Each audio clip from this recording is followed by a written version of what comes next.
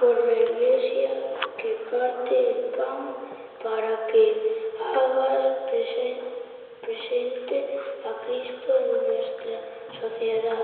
Oremos.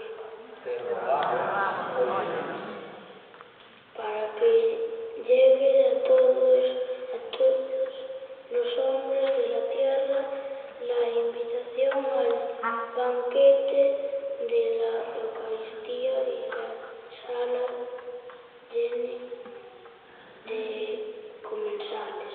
Oremos. Por los servidores de la Iglesia para que animen las comunidades con el testimonio de su vida. Oremos.